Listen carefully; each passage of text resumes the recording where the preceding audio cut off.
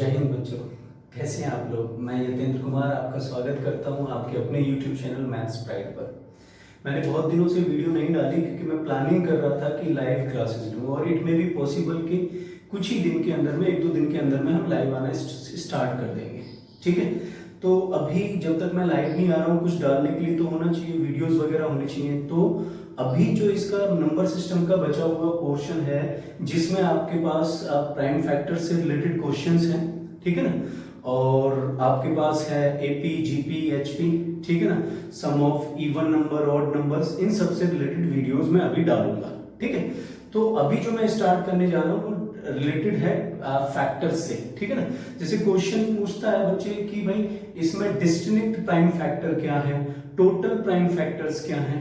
ठीक है, वो पूछ सकता है कि टोटल फैक्टर्स क्या है, वो पूछ सकता है इवन फैक्टर क्या है, ऑड फैक्टर क्या है, वो पूछ सकता है कि इवन फैक्टर्स का सम क्या है, ऑड फैक्टर्स का सम क्या है, या सभी के सभी फैक्टर्स का सम क्या है। वो इनमें से कोई भी क्वेश्चन पूछ सकता है। तो सबसे पहले हम स्टार्ट करते हैं प्राइम फैक्टर से रिलेटेड, और आपका स्वागत है आपके अपने YouTube चैनल मैथ्स प्राइड पर।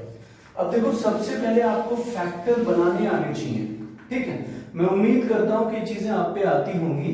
जैसे अगर मैं 8 लेता हूं तो 8 के फैक्टर क्या होंगे, 2 गुणा 2 गुणा 2, ये 8 के फैक्टर होंगे। अगर मैं 12 लेता हूं तो 12 के फैक्टर क्या होंगे, 2 गुणा 2 गुणा 3। प्राइम फैक्टराइजेशन मेथड है, जब आप एचसीएफ एलसीएम लेते हैं उस टाइम पर आपने उसका यूज किया हुआ है। ठीक है, जैसे मैं यहां दिखा देता हूं, अगर आपने 60 लिया तो आप पहले इसे 2 से काटेंगे 30 बार, फिर 2 से काटेंगे इसे 15 बार, फिर 3 से काटेंगे 5 बार, फिर 5 से काटेंगे 1 बार। तो ये जो आप फैक्टर बना रहे हो ये प्राइम फैक्टर्स में आएंगे, पहले 2 से, फिर 3 से, फिर 5 से, फिर 7 से, फिर 11 से, फिर 13 से, इस तरीके से आप फैक्टर्स बनाएंगे। ठीक है ना, तो ये सब कहलाता है प्राइम फैक्टर्स बनाना। अब यहां से जो क्वेश्चन बनते हैं उनमें पहला बनेगा कि भाई डिस्टिंक्ट प्राइम फैक्टर क्या है, डिस्टिंक्ट प्राइम फैक्टर क्या है। ठीक है, मैं समझाऊंगा इसे अच्छे से। डिस्टिंक्ट या डिफरेंट करके आता है, बहुत सारे टीचर्स ना प्राइम फैक्टर्स में डिस्टिंक्ट ही करा के छोड़ देते हैं और सोचते हैं कि यही सब कुछ है। ठीक है, दूसरा क्या है बच्चे, total prime factors, total prime factors करेंगे। ठीक है, तीसरा क्या है, टोटल फैक्टर्स। अब मैं प्राइम यूज नहीं कर रहा हूं, मैं खाली टोटल फैक्टर्स लिख रहा हूं। ठीक है, चौथा क्या है भाई, आपके पास इवन फैक्टर कितने होंगे, इवन फैक्टर्स। पांचवा क्या है भाई, आपके पास ऑड फैक्टर्स कितने होंगे। ठीक है ना, इस तरीके के क्वेश्चंस आपसे पूछेगा। ठीक, अभी हम स्टार्ट करते हैं चीजों को मेरे बच्चे, आप समझिएगा। ठीक है, पहले 8 पे करेंगे, फिर 12 पे, फिर 24 पे, फिर 30 पे, फिर 60 पे, और ऐसे धीरे धीरे हम बड़ी संख्या भी लेंगे। चलिए सबसे पहले हम 8 को देखते हैं। 8 में इन सब चीजों को फाइंड आउट करने की कोशिश करते हैं, और आप चीजों को समझते रहिएगा कि हम उनको कैसे निकाल रहे हैं, एक एक करके निकालेंगे, और फिर मुझे उम्मीद है कि आपको बड़े आसानी से चीजें समझ में आएंगी। जैसे मैंने 8 के फैक्टर बनाए, ठीक है ना, तो आपको पता चला कि 2 2 2 3 बार आया हुआ है। 2 2 2 कितनी बार आया है, 3 बार, लेकिन यूज तो केवल एक ही प्राइम फैक्टर हो रहा है, और वो क्या है, 2। क्या मैं इसको 2 की घात 3 लिख सकता हूं? अगर 2 के साथ 5 भी आया होता, 2 के साथ 3 भी आया होता, तब आपके पास अलग अलग 3 तरीके के प्राइम फैक्टर होते हैं। ठीक है ना, लेकिन आपके पास इसमें केवल एक ही प्राइम फैक्टर यूज हो रहा है। यह बात अलग है कि वो 3 बार आ रहा है। ठीक है, तो अगर वो ये कहता है कि इसमें distinct prime factor, distinct prime factor, या आप इसे डिफरेंट भी यूज कर सकते हो कि डिफरेंट प्राइम फैक्टर्स कितने होंगे, तो केवल एक ही प्राइम फैक्टर तो यूज हो रहा है, तो इसमें आपका आंसर होगा 1। लेकिन अगर वो ये कहता है कि कुल कितने प्राइम फैक्टर यूज हुए, तो आप देखो कितनी बार 2 आया है, 3 बार। तो अगर वो ये पूछता है कि टोटल प्राइम फैक्टर्स कितने हैं जो यूज हो रहे हैं, तो आपका आंसर आएगा 3, क्योंकि 2 कितनी बार आया है, 3 बार। ये चीज आपको याद रखनी है। डिस्टिंक्ट प्राइम फैक्टर पूछता है तो आपका आंसर होगा 1, और टोटल प्राइम फैक्टर पूछता है तो आपका आंसर होगा 3। डिस्टिंक्ट प्राइम फैक्टर से रिलेटेड सीटेट में मोस्टली क्वेश्चन वो पूछता है, सीटेट के अंदर में, ठीक है। और टोटल प्राइम फैक्टर्स जो है वो खुद बोलेगा कि इसमें टोटल प्राइम फैक्टर कितने हैं। कभी कभी ऑप्शन से भी हमें पता चल जाता है कि वो क्या पूछ रहा है, डिस्टिंक्ट पूछ रहा है या टोटल पूछ रहा है, ठीक है। तो अभी ये आपके पास हो गया डिस्टिंक्ट प्राइम फैक्टर और टोटल प्राइम फैक्टर। लेकिन अगर वो आपसे पूछता है बच्चे कि टोटल फैक्टर्स कितने हैं, लेकिन अगर वो आपसे पूछता है कि टोटल फैक्टर्स कितने हैं, कुल गुणनखंड कितने हैं, अगर मैं देखूं 8 को जो काट सकते हैं नंबर वो कौन कौन से हैं, 8 को काटने वाले 1 है, 2 है, 4 है, 8 है। इसका मतलब हम फैक्टर उनको कहते हैं, गुणनखंड उनको कहते हैं जो दी हुई संख्या को काट सके। तो आप देख रहे हो 8 को 1 काट रहा है, 2 काट रहा है, 4 काट रहा है, 8 काट रहा है। तो ये क्या है आपके पास बच्चे, ये है टोटल फैक्टर्स। तो टोटल फैक्टर्स कितने हैं, 4। जब भी आपको टोटल फैक्टर्स निकालने हो तो पावर में +1 कर दो। जब भी आपको टोटल फैक्टर्स निकालने हो तो पावर में +1 कर दो। जो भी पावर दी जा रही है उस पावर में +1 कर दीजिए, तो टोटल फैक्टर्स आ जाएंगे 3 + 1 कितना आ गया, 4।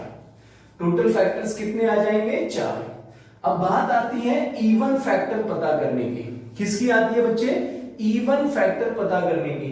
इवन मतलब सम, इवन मतलब सम। आपको ये पता करना है कि इसमें सम गुणनखंड कितने हैं। तो आप ध्यान रखना कि जब भी दिया जाए, आगे मैं और भी एग्जांपल दूंगा तो आपको चीजें समझ में आएंगी। जब भी दिया जाए इवन तो उसमें केवल 2 की पावर से कोई छेड़खानी नहीं करनी है और सबकी पावर में +1 ऐड करना है, ठीक है। जैसे अगले क्वेश्चन में हम समझेंगे। तो अभी हमारे पास 2 की पावर जितनी भी है उसको हमने एज इट इज लिख दिया। ये इवन फैक्टर्स होंगे, ये इवन मतलब सम गुणनखंड होंगे। तो सम गुणनखंड कितने हो गए, 3। टोटल गुणनखंड कितने हैं, 4। और अगर मुझे ऑड निकालना है, विषम गुणनखंड निकालने हैं बच्चे, अगर मुझे ऑड निकालना है या विषम गुणनखंड निकालने हैं तो 4 में से 3 माइनस कर दो, कितना आ जाएगा, 1। 4 में से 3 माइनस कर दो, कितना आ जाएगा, 1। ये होंगे विषम गुणनखंड। ये यहां तक हो गया। सबसे पहला था हमारा डिस्टिंक्ट प्राइम फैक्टर, फिर था हमारा टोटल प्राइम फैक्टर, फिर हमने निकाला टोटल फैक्टर्स कितने हैं, फिर हमने निकाला इवन फैक्टर्स कितने हैं, फिर हमने निकाला ऑड फैक्टर्स कितने हैं। और अगर मुझे ये देखना है कि इन सभी गुणनखंडों का योग क्या है, तो आप इसको बेस मान लो, इसको बेस, इसको पावर। तो जब भी आपको निकालना है सम ऑफ ऑल फैक्टर्स, अगर आपको सभी गुणनखंडों का योग निकालना है, ठीक है ना, तो मैं इसको मिटा के इधर लिख देता हूं। अगर आपको सभी गुणनखंडों का योग निकालना है, ठीक है, आप लिख सकते हो यहां पे सम ऑफ ऑल फैक्टर्स। आप लिख सकते हो यहां पे सम ऑफ ऑल फैक्टर्स, सभी गुणनखंडों का योग, सभी गुणनखंडों का योग अगर आपको निकालना है, सभी गुणनखंडों का योग अगर आपको निकालना है तो आप क्या करोगे बच्चे, जो भी बेस की पावर दी गई है उसमें +1 -1 अपॉन बेस -1। और भी तरीके हैं इसके निकालने के, और भी तरीके हैं इसके निकालने के, लेकिन अभी आप इसको निकालिए। जो सेकंड वीडियो में दूंगा उसमें आपको पता चलेगा कि दूसरा तरीका क्या है, ठीक है। तो आपको अगर इनका सम निकालना है तो आप क्या करेंगे, बेस क्या है, 2 की पावर 3 + 1 -1 बटे 2 - 1 कर दीजिए। तो आपके पास कितना आ जाएगा भाई, 2 की पावर 4 16, 2 की पावर 4 -1 2 -1, तो ये आ जाएगा 16 - 1 बटे 1, कितना आ जाएगा भाई, 15। कितना आ जाएगा बच्चों, 15 आ जाएगा, ठीक है, क्लियर है। अब मैं एक और एग्जांपल लेता हूं इसी तरीके से 12 का, फिर मैं वो लूंगा जिसमें 2 3 5 दोनों हो, फिर वो लेंगे जिसमें 7 भी हो। इसी तरीके से हम धीरे धीरे नंबर्स बढ़ाते चले जाएंगे, ठीक है। अभी हम क्या करते हैं बच्चे, एग्जांपल लेते हैं 12, एग्जांपल लेते हैं 12 और इसमें सारी चीजें निकालते हैं, ठीक है। अब मैं क्या करूंगा ना, फैक्टर बिना निकाले मैं डायरेक्ट लिख दूंगा, आप निकाल लीजिएगा, ठीक है। ऐसे ही बिना निकाले डायरेक्ट लिख देता हूं मैं। इसके फैक्टर लिखूंगा 4 तिया 12, तो 2 की पावर 2 गुणा 3 की पावर 1 इसके फैक्टर होंगे, समझ रहे हो। अब मैं यहीं पर दोनों वैल्यूज को बता देता हूं, एक तो डिस्टिंक्ट प्राइम फैक्टर या different prime factor, distinct prime factor, ठीक है, डिस्टिंक्ट प्राइम फैक्टर या डिफरेंट प्राइम फैक्टर, और दूसरा है आपके पास टोटल प्राइम फैक्टर, दूसरा है आपके पास टोटल प्राइम फैक्टर। प्राइम का मतलब अभाज्य संख्याएं होती हैं, प्राइम का मतलब क्या होता है, अभाज्य संख्याएं। तो अगर आप देखोगे इसमें 2 अभाज्य संख्याएं यूज हो रही हैं, एक 2 हो रहा है और एक 3 हो रहा है। पावर का मतलब है कि वो इतनी बार हो रहा है, तो अभी पावर पे ध्यान नहीं देना है, अभी बात है कि कितनी अभाज्य संख्याएं यूज हो रही हैं। तो अभी 2 अभाज्य संख्याएं यूज हो रही हैं, कौन कौन सी, एक 2 हो रहा है और एक 3 हो रहा है। तो डिस्टिंक्ट प्राइम फैक्टर कितने आ जाएंगे, 2, क्योंकि 2 अभाज्य संख्याएं यूज हो रही हैं। लेकिन अगर मैं ये देखूं कि टोटल अभाज्य संख्या कितनी बार आई है, तो 2 बार आया है और 3 एक बार आया है, तो इसमें पावर को जोड़ देंगे। इसमें हम किसको जोड़ देंगे, पावर को, एड ऑफ पावर्स। तो जो भी घात दी गई हैं, घातों को जोड़ना है, ठीक है ना। तो आपके पास 2 + 1 कितना आ जाएगा, 3। ये हमारे पास हो गया टोटल प्राइम फैक्टर, कुल अभाज्य गुणनखंड, कुल अभाज्य गुणनखंड, टोटल प्राइम फैक्टर, ठीक है। विभेदित अभाज्य गुणनखंड, डिस्टिंक्ट प्राइम फैक्टर, ठीक है। हिंदी वालों के लिए लिख देता हूं मैं, विभेदित अभाज्य गुणनखंड, विभेदित अभाज्य गुणनखंड। इसको क्या लिख सकते हैं हम, कुल अभाज्य गुणनखंड। इसको क्या लिख सकते हैं बच्चे, कुल अभाज्य गुणनखंड, ठीक है ना। अब मुझे अगर टोटल फैक्टर्स देखने हैं, अब मुझे टोटल फैक्टर्स देखने हैं, कुल गुणनखंड देखना है, तो हम क्या करेंगे बच्चे, घात में +1 कर देंगे। देखो यहां घात कितनी है, 2, पावर कितनी है, 2, तो 2 + 1, बीच में मल्टीप्लाई है, मल्टीप्लाई रखो, यहां पावर कितनी है, 1 + 1, ठीक है। तो आपने पावर में +1 किया है, 2 + 1 गुणा 1 + 1। तो अगर आप कुल गुणनखंड देखोगे तो 3 तो ये हो गया, 2 ये हो गया, 3 दूनी 6। कुल गुणनखंड कितना आ गया भाई आपके पास, 6। कुल गुणनखंड कितना आ गया, 6। अब मुझे इसमें देखना है कि इवन फैक्टर्स कितने हैं, इवन फैक्टर्स कितने हैं, मतलब सम गुणनखंड कितने हैं, सम गुणनखंड कितने हैं, मुझे ये देखना है कि इसमें सम गुणनखंड कितने हैं। तो जो 2 की पावर है उसको नहीं छेड़ना है, आपने 2 की पावर में 2 है, इसमें +1 मत करिए, बाकी कितना भी दिया जाए सम में +1 करिए, बीच में मल्टीप्लाई है तो 2 दूनी कितना आ जाएगा, 4। तो अगर आप कुल गुणनखंड देखोगे, गुणनखंड, इसमें गुणनखंड नहीं लिखा है हमने, कुल गुणनखंड देखोगे तो 6, और 6 में सम कितना है, 4, तो विषम कितना हो जाएगा भाई, ऑड कितना हो जाएगा, विषम गुणनखंड कितने हो जाएंगे मेरे बच्चे, 6 में से 4 गया 2, ठीक है ना। तो विषम गुणनखंड कितने हो जाएंगे, 2। आपने टोटल निकाला, ठीक है, टोटल निकालने के बाद आपने क्या किया भाई, सम निकाला, और टोटल में से सम को माइनस कर दिया, तो आपके पास विषम गुणनखंड आ जाएंगे, ठीक है मेरे बच्चे। अब मेरे पास एक और चीज बची यहां पर, और वो क्या है हमारे पास, जो बचा है वो बचा हमारे पास सम ऑफ ऑल फैक्टर्स, ठीक है ना, सभी गुणनखंडों का योग। अगर मैं 12 के गुणनखंड बताऊं ना आपको, तो 12 के गुणनखंड हैं 1, 2, 3, 4, 6, 12, ठीक है। 12 6 18, 4 22, 3 25 और 2 27, 1 28, इसका सम जो आएगा वो 28 आएगा। मैं उसको भी जस्टिफाई करने की कोशिश करूंगा। सबसे पहले देखो इसके टोटल फैक्टर्स 6 होने चाहिए, 3 और 3 6, ठीक है। फिर दूसरी चीज क्या है कि इवन फैक्टर्स 4 होने चाहिए, 1 2 3 4 हैं, और ऑड फैक्टर्स कितने आ जाएंगे, 2, ठीक है। अब मैं ये कहता हूं कि भाई इनका सम क्या होगा, तो सम निकालने का मैंने एक फॉर्मूला अभी बताया था कि सम कैसे निकलेगा, कि जो भी बेस की पावर है उसमें +1 -1 करना है, ठीक है ना। +1 माइनस के 1 कैसे, जैसे 2 की पावर 2 प्लस 1, पावर में +1 कर दीजिए, यहां -1 अपॉन 2 -1, 3 की पावर 1 में +1 कर दीजिए, -1 अपॉन 3 -1। तो अगर आप इसे सॉल्व करते हैं तो यह आएगा 2 की पावर 3, 2 की पावर 3 -1 बटे 2 -1, 3 की पावर 2 -1 बटे 3 -1। तो आगे अगर आप करते हैं तो आपको क्या मिलेगा बच्चे, 2 की पावर 3 8 में से 1 गया 7 बटे 1, 3 की पावर 2 9 में से 1 गया, कितना बचा भाई 8 बटे 2, 2 चौक 8, 7 चौक 28।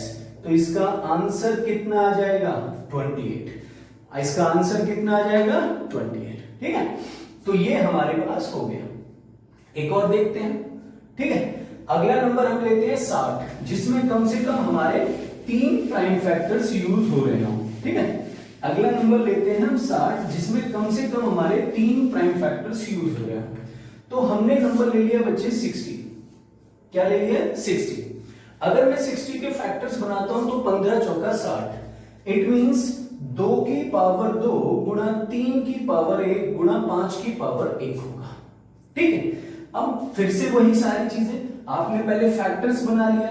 मेरा पहला क्वेश्चन क्या है कि आपको डिस्टिंक्ट प्राइम फैक्टर बताना है, विभेदित प्राइम फैक्टर बताना है, डिस्टिंक्ट प्राइम फैक्टर बताना है, ठीक है, विभेदित अभाज्य गुणनखंड बताना है। तो विभेदित अभाज्य गुणनखंड आपको बताना है, विभेदित अभाज्य गुणनखंड आपको बताना है। तो आप क्या देखेंगे, आप ये देखेंगे कि कितनी बार प्राइम नंबर का यूज हो रहा है।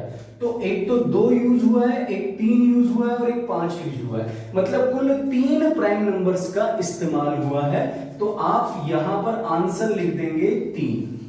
उसके बाद आता है कि भाई टोटल प्राइम फैक्टर्स कितने यूज हुए हैं, टोटल प्राइम फैक्टर्स कितने यूज हुए हैं। उसके बाद आता है कि कुल अभाज्य गुणनखंड कितने यूज हुए हैं।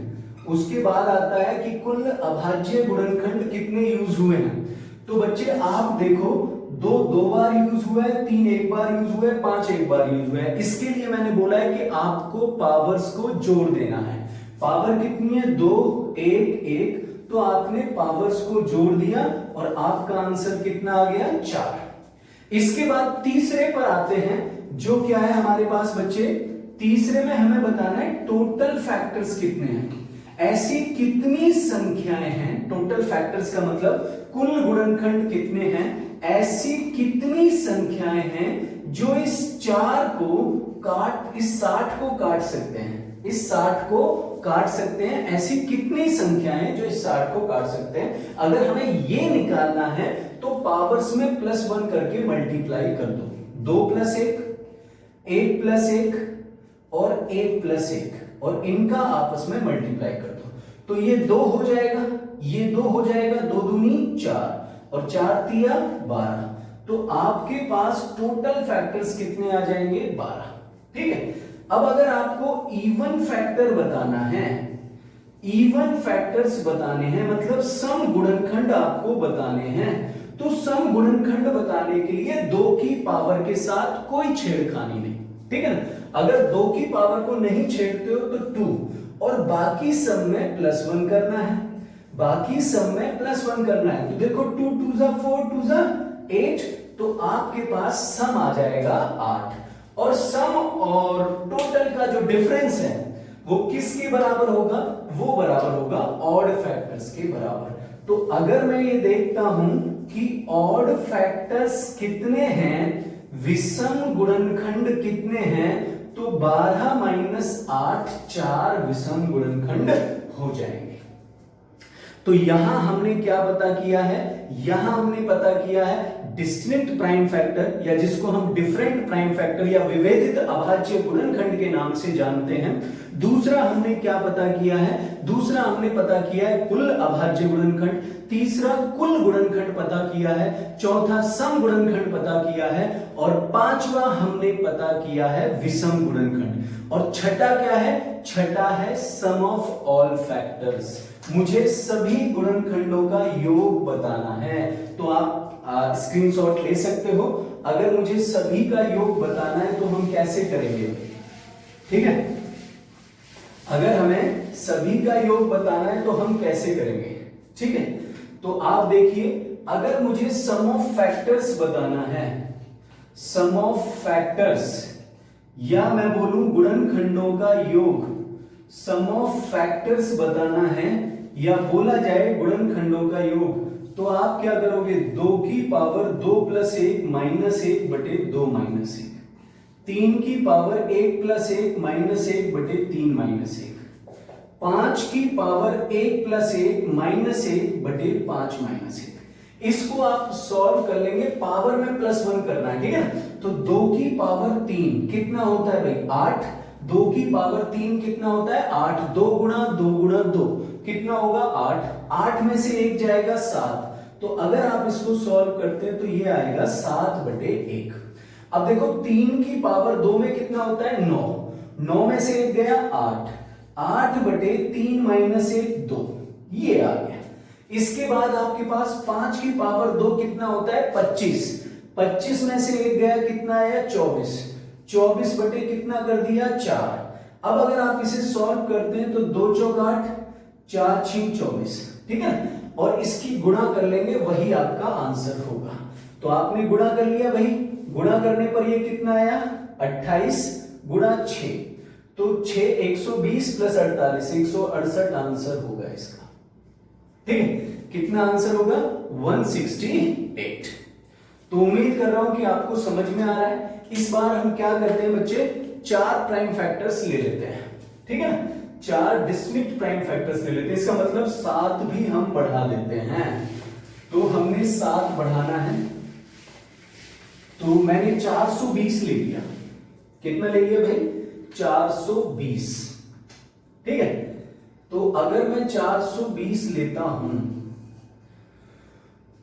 तो 60 सत्ते 420 होगा। इसका मतलब 2 की पावर 4, 2 की पावर 2 गुणा 3 की पावर 1 गुणा 5 की पावर 1 गुणा 7 की पावर 1 आ जाएगा, ठीक है। आप देख लो, 4 तिया 12 पंजे 60 सत्ते 120, ठीक है। तो आप इसको सॉल्व करिए और देखिए कि क्या आंसर आते हैं। तो सबसे पहला क्या बनता है हमारे पास, डिस्टिंक्ट प्राइम फैक्टर। सबसे पहला क्या बनता है बच्चे हमारे पास, डिस्टिंक्ट प्राइम फैक्टर या different prime factor. Distinct prime factor या डिफरेंट प्राइम फैक्टर, जिसकी हम बात कर रहे थे, विभेदित अभाज्य गुणनखंड। इसमें हमें यह देखना होता है कि कितनी अभाज्य संख्याओं का यूज हो रहा है। अभाज्य संख्याएं अब 4 यूज हो रही हैं, तो हमारा आंसर कितना आ जाएगा, 4, ठीक है ना। अगर मुझे यह देखना है कि कुल प्राइम फैक्टर्स कितने हैं, टोटल प्राइम फैक्टर्स कितने हैं, ठीक है।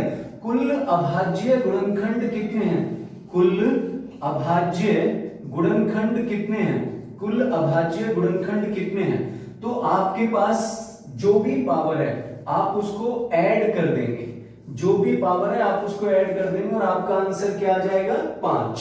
अगर मुझे देखना है कि टोटल फैक्टर्स कितने हैं, अगर मुझे ये देखना है कि टोटल फैक्टर्स कितने हैं, तो मैंने बताया कि पावर में +1 करके मल्टीप्लाई करते हैं। तो अगर आपको कुल गुणनखंड देखना है बच्चे कि कुल गुणनखंड कितना है, तो आप पावर में +1 करिए और इनका मल्टीप्लाई कर दीजिए। पावर में +1 करिए और इनका मल्टीप्लाई कर दीजिए, तो आपके पास क्या आ जाएगा भाई, 2 दूनी 4 दूनी 8 तिया 24, 24 आपका आंसर होगा। अगर आपको निकालना है इवन फैक्टर्स कितने होंगे, आपको निकालना है इवन फैक्टर्स कितने होंगे कि सम गुणनखंड कितने हैं, सम गुणनखंड कितने हैं, आपको ये निकालना है। तो 2 की पावर को मत छेड़िए, आप 2 लेने दीजिए और बाकी को 1 + 1 1 + 1 1 + 1, तो 2 दूनी 4 दूनी 8 दूनी 16 ये आ जाएगा। अब आपको चाहिए कि ऑड फैक्टर्स कितने हैं, ऑड फैक्टर्स कितने हैं, विषम गुणनखंड कितने हैं। आपको ये निकालना है कि विषम गुणनखंड कितने, तो 24 में से 16 गया, कितना बचा 8, तो 8 आ गया। ठीक है, इस तरीके से आपने distinct prime factor, total prime factor, total factors, even factors, odd factors निकाले। ठीक है, अब आपको क्या निकालना है बच्चे, सम। अब आपको क्या निकालना है, सम। तो सम निकालने का तरीका मैंने बताया, इसको मिटा दें, एक बार स्क्रीनशॉट ले लीजिए, इसको मिटा देते हैं। ठीक है, सम निकालने का तरीका क्या है बच्चे, जो भी पावर दी गई है, ठीक है ना, जो भी पावर दी गई है उसमें +1 -1 बाय,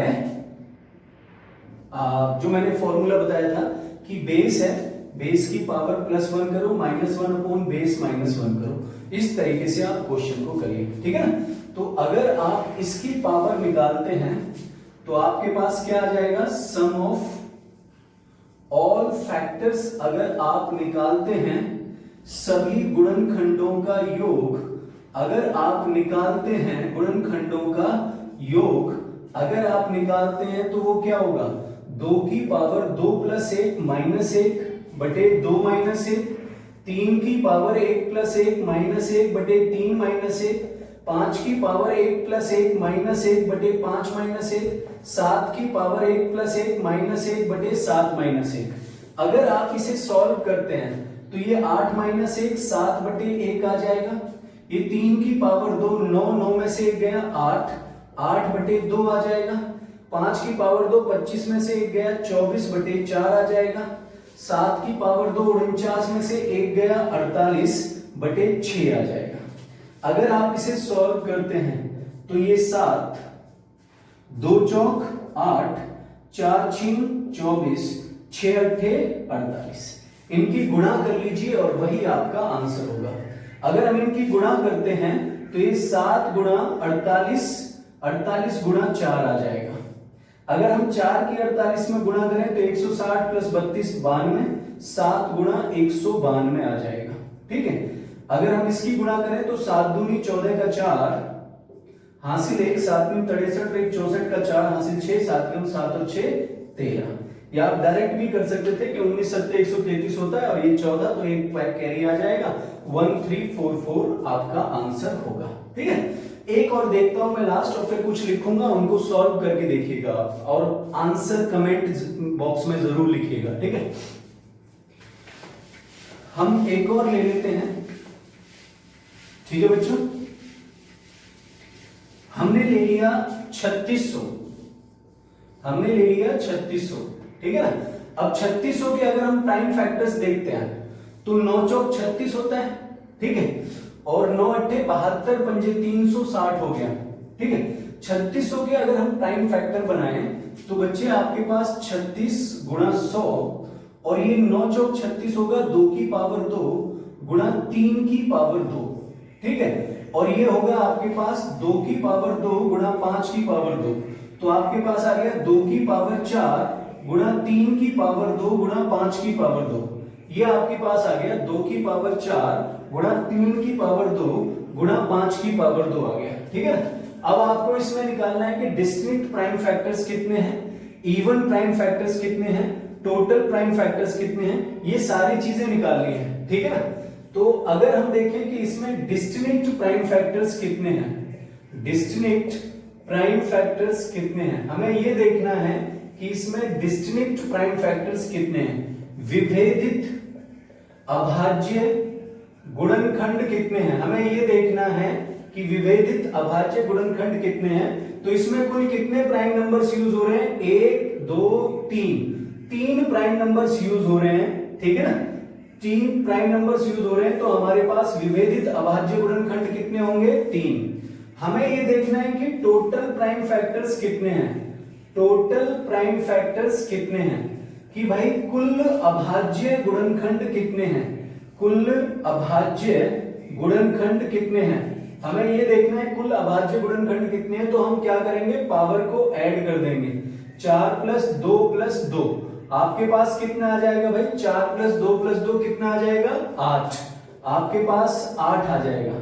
अगर मैं ये देखता हूं कि इसमें टोटल फैक्टर्स कितने हैं, इसमें टोटल फैक्टर्स कितने हैं, हम ये देखते हैं कि इसमें टोटल फैक्टर्स कितने हैं, कुल गुणनखंड कितने हैं, हमें ये देखना है कि इसमें कुल गुणनखंड कितने हैं। तो हमारे पास पावर में +1 कर दीजिए, 4 + 1 2 + 1 और ये भी 2 + 1, तो आपके पास आ जाएगा 5 × 3 × 3, तो ये आ गया 3 × 9 × 5 45। अगर हमें टोटल फैक्टर्स देखना है मेरे बच्चे, तो हम क्या करेंगे, जो भी पावर दी गई है उसमें +1 कर देंगे। 4 में +1 करेंगे 5 हो जाएगा, 2 में +1 करेंगे 3 हो जाएगा, 2 में +1 करेंगे 3 हो जाएगा, तो आपके पास 3 × 9 × 5 45 हो जाएगा। अगर हमें ये देखना है कि इवन फैक्टर्स कितने हैं, हमें ये देखना है कि इवन फैक्टर्स कितने हैं, सम गुणनखंड कितने हैं, ठीक है ना, ये देखना है कि सम गुणनखंड कितने हैं। तो 2 की पावर को हम काउंट नहीं करेंगे, 4, और बाकी सब में हम +1 2 की पावर को काउंट करेंगे, मतलब उसमें +1 नहीं करेंगे, बाकी में 2 + 1 × 2 + 1 ये कर देंगे हम, ठीक है ना। तो हमारे पास कितना आ जाएगा भाई, 3 × 9 9 × 36 हमारे पास इवन आ जाएंगे। और अगर हमें ऑड प्राइम फैक्टर्स देखने हैं, हमें देखना है कि ऑड प्राइम फैक्टर्स कितने हैं, मतलब विषम अभाज्य गुणनखंड कितने हैं, तो इन दोनों का डिफरेंस ले दो, कितना आ जाएगा भाई 9। अगर हमें विषम निकालना है तो कितना आ जाएगा 9, सम निकालना है तो 36, और उसके बाद अगर आपको टोटल निकालना है तो 45। ठीक है बच्चों, ये याद आ रहा है, समझ में आ रहा है चीजें है?